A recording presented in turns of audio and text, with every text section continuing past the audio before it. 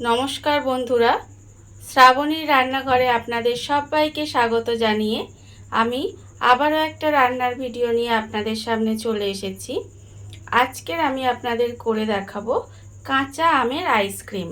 বাড়িতে থাকা কত অল্প উপকরণ দিয়ে কত সহজেই আইসক্রিমটা বানানো যায় সেটা আমি আপনাদের আজ করে দেখাবো। তাহলে চলুন এই কাঁচা আমের আইসক্রিম আমি কিভাবে বানাই সেটা আপনারা একবার দেখে নিন। কাঁচা আমের আইসক্রিম বানানোর জন্য প্রথমে আমি গ্যাসটা অন করে নেব, নিয়ে একটা কড়া বসিয়ে দেব। এবার আমি এর মধ্যে দেব জল। এখানে আমি বেশ অনেকটা পরিমাণে কিন্তু জল দেব। এবারে আমি এর মধ্যে দেব কাঁচা আম। এখানে আমি মাঝারি সাইজের 3টে কাঁচা আম রেখে দিয়েছি। সেই কাঁচা আমগুলো আমাকে প্রথমে খুব ভালোভাবে সেদ্ধ করে নিতে হবে। আমগুলো আমার ভালোভাবে সেদ্ধ হয়ে গেছে। এবারে আমগুলোকে তুলে আমাকে প্রথমে একটু ঠান্ডা করে নিতে হবে। সেদ্ধ আমটা আমি ঠান্ডা করে নিয়েছি। এবারে আমের খোসাটা খুব ভালোভাবে ছাড়িয়ে নিতে হবে। ছাড়িয়ে নিয়ে কিন্তু আমটা থেকে কাইটা বের করে নিতে হবে।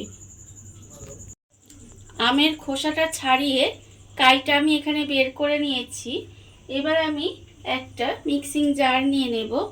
মিক্সিং জারের মধ্যে আমি প্রথমে দিয়ে দেব যে আমের কাইটা আমি বের করে রেখেছিলাম, সেই আমের কাইটা পুরোটা কিন্তু এর মধ্যে আমাকে দিয়ে দিতে হবে।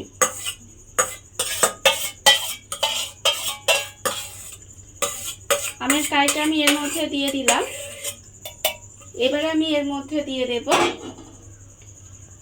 চিনি। এখানে আমার প্রায় 100 গ্রামেরও একটু কম চিনি আছে। ছোট বাটির হাফ বাটি পরিমাণে চিনি আমি এখানে দিলাম। আর আমি এর মধ্যে দেব বিট নুন। এখানে আমি হাফ চামচ মতো বিট নুন দিলাম। আর আমি এর মধ্যে দিয়ে দেব ধনেপাতা কুচি। এখানে আমি 1 কাঠি ধনেপাতা দিলাম।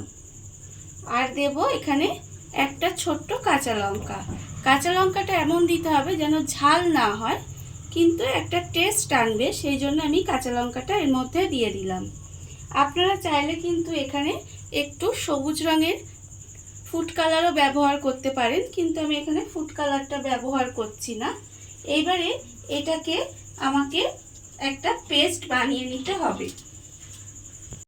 সমস্ত উপকরণ মিক্সিং জারের মধ্যে দিয়ে একটা পেস্ট আমি এখানে বানিয়ে নিয়েছি। এবারে আইসক্রিমের মোল্ড নিয়েছি, নিয়ে এবার এই পেস্টটা এর মধ্যে কিন্তু ঢেলে দিতে হবে। এইভাবে আমি আইসক্রিমের মোল্ডের মধ্যে ঢেলে দেব।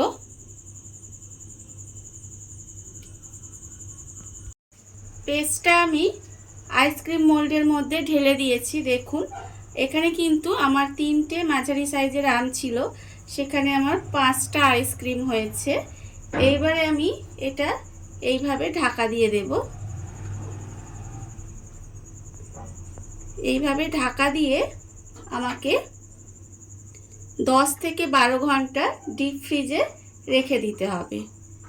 রেখে দিলেই কিন্তু আমার সুন্দরভাবে আইসক্রিম তৈরি হয়ে যাবে।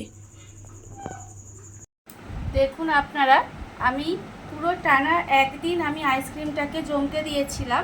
জমতে দেওয়ার পরে এটা কেমন জমেছে সেটা আপনাদের একবার আমি দেখাবো। আমি কিন্তু 5টা আইসক্রিম তৈরি করেছিলাম। দেখুন আইসক্রিমগুলো কীরকম হয়েছে, কাঁচা আমের আইসক্রিমগুলো। এগুলো কিন্তু আমি কালার ব্যবহার করিনি, সেই জন্য কিন্তু একটু এরকম হয়েছে। আপনারা চাইলে কিন্তু এতে অল্প একটু ফুড কালার ব্যবহার করলে এগুলো কিন্তু দেখতে আরও সুন্দর হবে। এই দেখুন কত সুন্দর হয়েছে আইসক্রিমগুলো। দেখুন বন্ধুরা, বাড়িতে থাকা কত অল্প উপকরণে কত সুন্দর কাঁচা আমের আইসক্রিম তৈরি হয়ে গেছে।